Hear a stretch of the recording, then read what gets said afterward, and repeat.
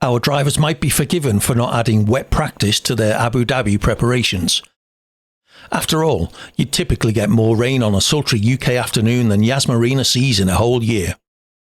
But it was slanting rain the idling drivers watched from the garage as pit crews unwrapped Inters.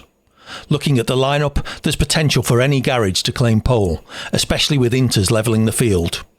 This week's wildcards are the two Kick reserve drivers. Cloud has some impressive podium credits in the SDRL league, and Alex's team is a complete unknown. Tyrant is a standout in the SDRL Gold Series, making his Diamond Series debut for Red Bull. The first 5 minutes of the single quali session saw everyone waiting out the rain. Then a tentative 135.0 from Oscar gradually saw cars ease onto the track. A familiar cadence quickly established itself. Barbans, Bradders, Orax, Zyros and Alex F1 all jostled for position atop the timing tower, knocking the times down to 1:33 and then 1:31.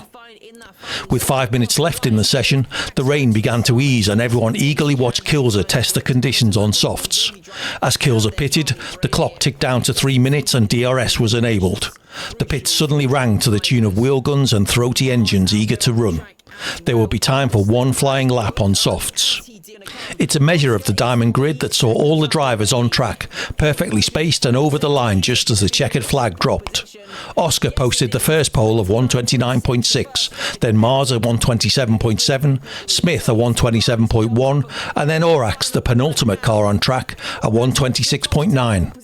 Orax's tenure as pole sitter was brief, given the car 5 seconds behind was Alpine's Barbans.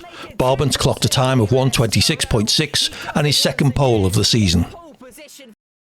Race day, and Yas Marina restored our faith in Emirates weather. 29 laps in the dry heat. Could a one-stop be possible? Looking at tyre selection, most, including the front rows, opted for a first stint on mediums. A few brave souls started on hards, possibly with a view to overcutting the leaders. On the grid, Alpine and Haas hogged the first 2 rows, the indomitable Mars back in the 3rd row. Aston Martin nicely placed to slipstream the run to turn 5 after turn 1. Cloud and his impressive track record sat way back in the 6th row. The launch to turn 1 saw Barbans immediately struggle with a mechanical issue that dumped him back to P9. Josh and Cloud locked wheels out of turn 1 and Josh's promising P11 start was lost to the barrier with his wing. All credit to Josh, who never gave up on the race. Both Haas drivers took advantage of Barbans' misfortune and the turn 1 chaos. Orax claimed P1 and Smith eased into P2. Mars, Zyros, Berkey, Shan, Bradders and Kilser all within 1 second of the leaders. Mars didn't let anyone get comfortable. He attacked P2 at turn 6, fighting Smith through 7 and winning out at turn 8. Straight into a challenge for P1 at turn 9.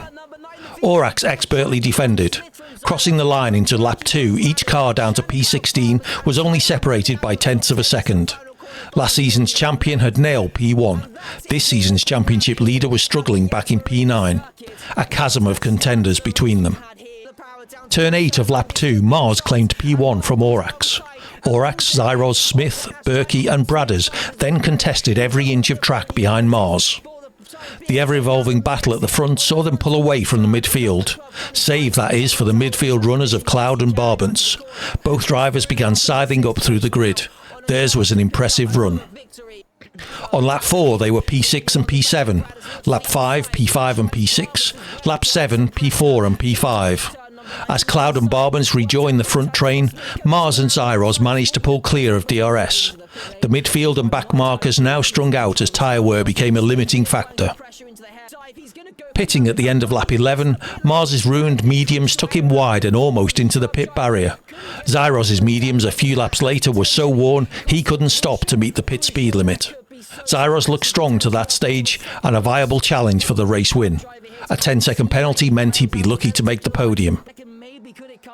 Lap 14 saw the front runners on new hards but stuck in traffic, those around them running their hards long or having pitted early.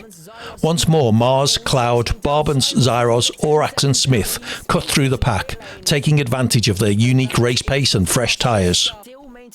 By lap 18, order had been restored atop the timing tower. The leaders now in standby mode, not wanting to waste any tyres until the inevitable battle in the closing laps.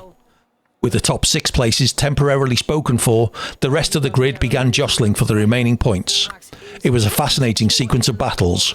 Rob Kaz valiantly defended against F1 Alex through laps 18, 19 and then 20. Shan then got the better of the determined Bradders after an extended back and forth in lap 20. Shan then eased past Alex to claim P6. Lap 22, the Red Bull duo of Bradders and Tyrant chased down Rob Kaz's P10 on their fresh mediums. A coming together of the Bulls in turn 6 saw Rob Kaz run free, as Tyrant worked to bring his car back to speed and Bradders nursed a wing with one end plate. At the front, Cloud could see Barbans big in his mirrors, probing for any kind of mistake. Cloud's counter was to power up his tyres and make a determined bid at P1. The venue was turn 6. It came to nothing, but the contest bunched the 3 cars. Barbans' pressure took Cloud around Mars through turn 9. Cloud and Mars running alongside each other through the tricky turn 10, 11 and 12 stretch. The order didn't change, but the contest cost Mars and Cloud valuable rubber. Going into turn 6 of lap 25, Barbans faked another overtake and Cloud lost traction making the turn. Barbans pounced on P2, but Cloud didn't seem phased. He dropped in behind Barbans and took his chance at turn 9 of the next lap. Cloud found pace out of nowhere as they passed side by side from turn 11 to 12. Cloud had taken back P2. In the penultimate lap, Cloud pulled wide outside of turn 6 and eased past Mars, who ran deep and lost not only P1 to Cloud, but P2 to Barbans and P3 to Zyros. It was a heartbreaking turn for the driver, who'd imperiously led most of the race. Turn 6 of the final lap saw Berkey, Orax and Shan fighting it out for P6. 3 cars into the chicane didn't go, and a coming together of Orax and Shan left Shan facing the wrong way. Through the last lap, Cloud had Barbans sat on his rear wing, but never looked troubled. Cloud took the win with style. Barbans finished in P2. Zyros, P3 on track, dropped to P4 behind Mars once his penalty was applied. It was a thrilling race to watch.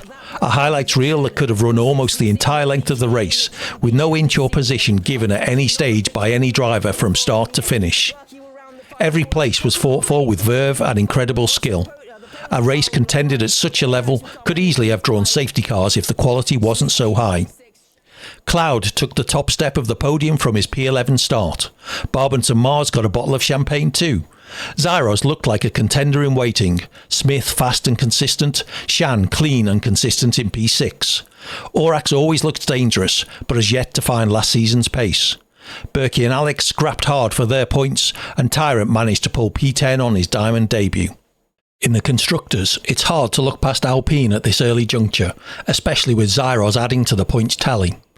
V-Carb powered by Mars is a real contender, especially if F1 Alex can bag a few top 5 finishes. And the 2 Haas drivers are both constantly in the mix and seem likely to contest the championship if they can clock a few podiums. In the Drivers' Championship, Barbans still has a tight grip on the lead, with Mars' challenge needing one of these podiums to be a win. Both are perhaps relieved we won't be seeing Cloud that often this season.